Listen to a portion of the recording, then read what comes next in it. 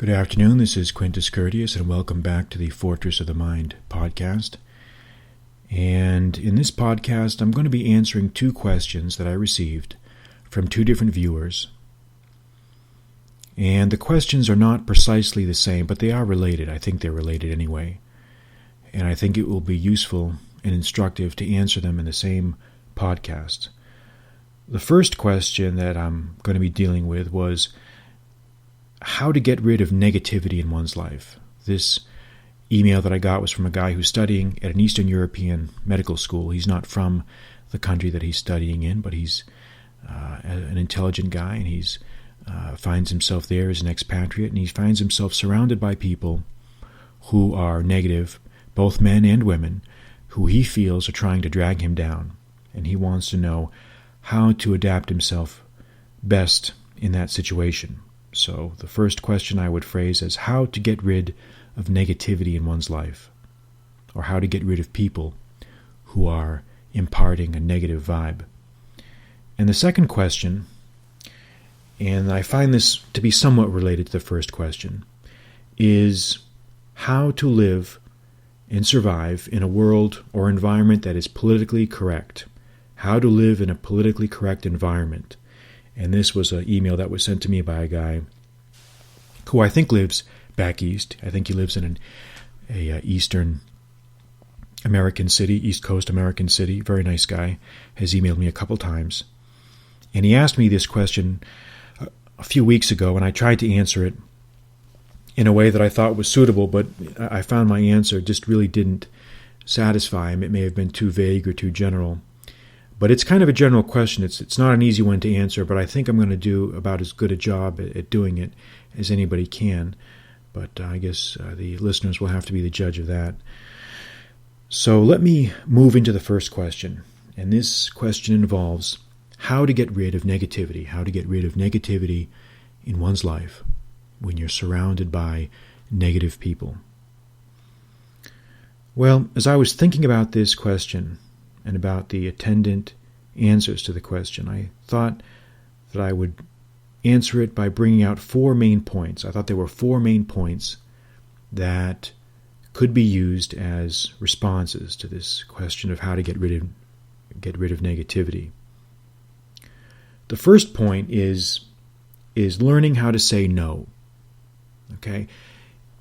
The specific context of this guy's question was he finds that seems to be attracting women in his life who are negative. He seems to be attracting friends in his life who are negative, and other fellow students that are around him that are negative, and he's just kind of tired of it. Well, the first point that I'm going to tell him is, number one, you have to learn how to say no. You have to learn how to say no to people. Negative energy often comes when you feel forced and you feel compelled to do things that you don't want to do. And when that happens, we often are put in a situation where we're conflicted. On the one hand, we want to be liked by people. We want to be respected by people. But at the same time, we don't want to be involved in their nonsense. We don't want to be involved in their drama. But this is a slippery slope. This sets us up for a series of unintended consequences when we accept people's nonsense, when we allow people to dump their nonsense on us. We set ourselves up for future misery, because then you become, in many ways, a dumping ground. People are looking to transfer the monkeys off their back and stick them on your back. And we don't want monkeys on our back. We've got enough problems of our own that we don't need any more monkeys. So you have to learn how to say no. When people want to impose on you, you don't beat around the bush, and you don't be rude, you don't be disrespectful, you don't be offensive, but you learn how to say no. And if you have to say literally, no, I prefer not to do that, then you have to do that. You have to learn how to say no. When someone wants to invite themselves over to your apartment to talk about their nonsense, if you don't want to do it, you learn how to say no.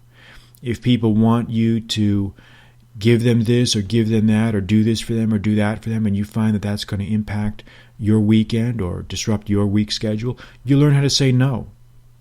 Don't be afraid of saying no, because there's always a way to do it that's firm, that's assertive, and that's respectful. And deep down, people will respect you for doing that. They may not like it. You may get a few grimaces. You may get raised eyebrows, especially if you've allowed bad behavior to go on for a long time. Initially, you're going to get some resistance, but eventually they will adjust themselves to the new realities of the relationship, and they will have to live with that. The second technique is cutting people off who are negative. And I've had to do this myself. At some point, what happens is you will basically realize that if someone is negative or adding negative energy in your life, either through their constant complaining, their general loserish qualities, their deadbeat attitude, or the fact that they are trying to pull you into their bullshit, eventually you're going to come to the realization that, hey, this person is not adding anything. This person is not adding any value to my life. They're only taking away value. You have to cut them off. You just have to, because otherwise it becomes your survival. And when I say cut them off, I mean literally you may have to just sever some relationships. You may have to sever some ties. And this can be painful. This is not an easy thing, because sometimes it involves family members. Sometimes it involves friends or people who you thought were your friend that you've known for many years. But sometimes you have to do it. You've got to have the guts to do it. And you've got to have the balls to do it. Because you have to see it as survival. You have to see it, look, it's either you or me. And if both of us are in that life raft of life, and we're floating like bobbing corks on the ocean in our life raft, and if you're taking away the sustenance that I need, if you're taking my food, if you're stealing my water, you're condemning me to a foul death. You're condemning me to misery. And I'm not going to allow that. Will not permit that. And this is the attitude that you have to have. Because people can be vampires. People can be emotional vampires. They can try to take away and drain away your energies. And that leaves you exposed and weaker to face the challenges that you have to face in life. So you have to cut people off. And don't tell me that that's painful or that's tough or I don't know how I can do that. This is the price that you have to pay for independence. Everybody wants to talk about independence. Everybody wants to talk about how independent-minded they are, how they can go their own way, but very few people are willing to actually know what it means. Very few people are willing to put it into practice. And if you are going to be an independent person, you have to be prepared for what's going to happen to you, that you're not going to have all the friends that you might like to have. You may have to sever some friendships. And this is the price you pay for being independent. So suck it up and deal with it. The third technique of dealing with negative people in an environment of negativity is to carry yourself as you wish to be seen. You have to carry yourself with an appropriate deportment. Have you ever noticed in any group of people there always seems to be one or two guys or people that nobody messes with? There always seems to be that one badass that nobody messes with. And it's almost like he doesn't even have to say anything, but everybody it's just understood by everyone that nobody messes with this guy. That's the guy that you want to be. You want to be that guy. You want to be the one that nobody messes with. And often it comes down to not anything you say, but it's just how you behave. If you carry yourself in a squared away manner, if you carry yourself in a well-dressed manner, your hygiene is taken care of, your personal grooming is impeccable, people aren't going to mess with you. You stand up straight, you're muscular, you're well-built, you're in shape, you're fit. People aren't going to mess with you. They're not going to bring their negative bullshit to your table. So you have to cease to hang out a sign of invitation to negative people. If you're attracting negative, pessimistic people in your life, you need to ask yourself, what are you doing to attract that? What are you doing to hang out that sign of invitation? What are you doing? This is the real question, and nobody wants to ask this question. Because if you are attracting negative people in your life, it may be, not always, but very often, most often, it's because of something you're doing or some vibe that you're giving off. You get back from the world what you put out into the world. And if you put out nonsense and negativity and hateful bullshit, you're going to get that thrown right back at you. And I know it's not always easy. And usually negative people have a way of latching onto people when you're in a bad moment. When you're down, when you're feeling demoralized, when you're feeling depressed, when you're feeling vulnerable. This is how these vampires of pessimism attach themselves to you. They seek out people that are lonely, that are expatriates, that are foreign students, whatnot, and they're going to gravitate to you. Do not allow that. Do not allow that. And I know it's hard to practice it, but you've got to practice it. You've got to do it. Because the only one that cares about you is you. So carry yourself as you wish to be seen. And then my last point, which I've already expressed in some ways, which is ask yourself, what are you doing to bring about the negative people into your life? If you're bringing negative people into your life, you need to be asking yourself, why am I doing this? How are these people being attracted to me? And what am I doing to invoke this type of mentality on myself? So think about that. Think about that. But I think the number one thing is to really, really aspire towards being that man of virtue, being that good man, that good person who's in shape, is knowledgeable, is squared away, has got his shit wired tight, as we used to say. No one's going to mess with you. They're not going to bring their negative bullshit around you if you give off the vibes of positivity. Okay? Weak people only attract other weak people. Strong people are going to attract other strong people. So think about that. Think about that and reflect on that and hope that you can take some action to bring some of those things about. Now let's move on to the second question, which is, how do I live in a politically correct world? How do I best survive in a politically correct world? And I've got some points written down. Let me count them. It's 2, 4, 6, 8. I think I've got 8 points that I want to bring out, which I think are suggestions on how to survive in an atmosphere of political correctness. Okay, the first one is, don't abandon your own views. That's the first and most important rule. Okay, do not give up on your own views. If you find yourself in the minority, if you find yourself in a politically correct scenario or a negative environment, do not go along with everybody else. Okay, do not abandon your own views, because your views are what make you you. Your views are integral to your personality, and if you abandon those, then you're giving up some of your own personality. Okay?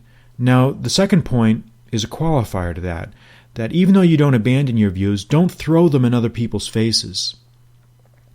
Okay, you've got to learn how to be smart about stuff. Just because you don't abandon your own views, it doesn't mean that you trumpet slogans to the prison camp guards. It doesn't mean that you go around getting into confrontations with people. It doesn't mean that you go around looking for arguments. It doesn't mean that you go around looking for ways to get into debates. Nobody cares what you think. Nobody wants to know your opinions, really, even if they say they do. So you have got to reduce the level of antagonism against you, because if you're in the non-politically correct minority, and you're always going to be a minority in today's world if you don't believe in political correctness, you're going to come under attack, and there's no reason to provoke or antagonize the beasts any more than they already are provoked or antagonized. Okay, so don't go around throwing your views in people's faces. Okay, the third thing is focus on conduct and behavior. You've got to learn how to be a master of nonverbal communication. If you are in a politically correct environment, you want to be able to communicate what you believe without actually antagonizing other people. And you can do it by nonverbal communication. Focus on your conduct, how you dress, your manner, your appearance, your grooming, your demeanor. Everything says what you are. You communicate your views just by your appearance. And also your conduct. Okay? Conduct is so important. That's why I've spent so much time in my books and in my writings, focusing on conduct and thinking and behavior because it is important. It's not taught anymore in the schools. It's been totally neglected, and the only one that's talking about it, frankly, is me. Behavior matters, conduct matters, character matters. These are the things that form one's identity. And that's how you need to look at that. Focusing on your conduct and behavior. And if you need examples as to what conduct and what behavior, I'm going to be coming out with a book later this late spring or early summer on talking about conduct and behavior. My translation of Cicero's On Duties. But until then, you can read what I've written in my books about conduct and behavior. All of my books, all 4 of my books talk about it. So there's no excuse for not knowing what I mean by that when I say conduct and behavior. The 4th thing is you've got to set an example of yourself. You've got to set yourself up as an example. As I said before earlier in the podcast, in any group of people, there's always 1 or 2 guys that nobody fucks with, that nobody messes with. You want to be that guy. And they often do it just by the way they carry themselves, the way they comport themselves, the way they conduct themselves. It's just understood that you don't mess with this person or that person. You want to be that guy. Even politically correct flunkies and stooges know who they can mess with and who they can't mess with. Even they know. They're not stupid. Okay? They only mess with people who are weak. They only mess with people who allow themselves to be messed with. You have to carry yourself so that you do not have a sign of invitation on your chest. And you've got to learn how to do that. And we're going to help you do that. I'm going to help you do that. The 5th thing is, again, communicate non-verbally. Become a master of non-verbal communication. I've already sort of talked about this. Again, you are the best advertisement for what you believe in just by yourself, what you wear, what you carry, what you talk about, how you present yourself. Okay? Nobody can force you to be pulled down to their level. This is a common myth that I think a lot of young guys fall into the trap of. How do I deal with this situation? The common trait in these 2 questions I got from these 2 young guys is they're worried about what other people are going to do to them. One guy's worried about negative people impacting on him. The other guy's worried about a politically correct environment impacting on him. I know that environment does determine some things. Environment does control a lot. I'm not doubting that. But you have a lot more control over things than you might think. You are the environment. You are that node of transmission that influences his environment. Instead of worrying about what your environment is going to do to you, you should start worrying about what you can do to your environment. Don't focus on what your environment is doing to you. Focus on what you're sending out. Focus on what you're communicating to the rest of the world. And you'll feel empowered, and you'll see that essentially the world really is your idea. As Schopenhauer said in the opening line of his philosophical classic, The World as Will and Idea. I think it's Die Welt als Wille und Vorstellung. I don't speak German, but I think that's the German title of the book. In any case, The World as Will and Idea. He says, the world is my idea. Think of the world as your conception. It's your idea. It is you. You create it. What you want to create, you will create. And the 6th point is be the best in everything you try to do. Again, you are the best advertisement for your own belief system. Always strive to be the best. Always strive for achievement. Never be satisfied with being a dullard or sluggard or mediocre or ordinary. Be the best. You'll feel better about it in the long run, believe me. The 7th thing is you've got to find healthy outlets for your impulses. It's true that you can be the strongest person in the world when it comes to communicating things and keeping your armor on in a politically correct environment, but at some point you want to be able to relax. You've got to find healthy outlets for your impulses. And if you're surrounded 24/7 by negative stuff, by politically correct nonsense, you're going to need a way to detox. You're going to need a way to find outlets for your impulse. Seek out other people. Seek out similarly minded people. There always are going to be guys out there or women out there that are similarly minded that you can gravitate to, that can provide you with some level of emotional sustenance. You can do it. We live in an internet age. You have communication with people all over the world now. You have the ability to get your message out there all over the world. There's no excuse now for not connecting with people who are similarly minded to you. So that's what you've got to do. Seek healthy outlets for your impulses. And number 8 is seek out similarly minded people.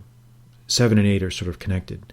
I guess finding healthy outlets for your impulses, I guess, would be more activities, positive activities. If you like jiu-jitsu, do jiu-jitsu. If you like weightlifting, well, it should go without saying you should be doing weightlifting anyway. But you need to be finding healthy, productive outlets for your impulses. So if you can do those things, that will be your best insulation and protection for living in a politically correct environment.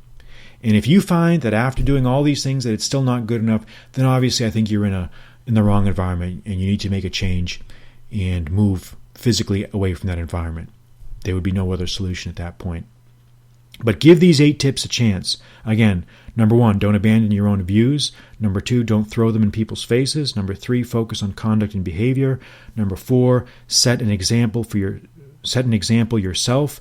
5, communicate non-verbally. 6, be the best in everything you do. 7, find healthy outlets for your impulses. And 8, seek out similarly minded people. So, we have dealt with 2 important questions here today. First question was how to get rid of negativity in my life, and the second was how to live my life in a politically correct world. And I hope that these answers have shed some light on each of these guys' situations.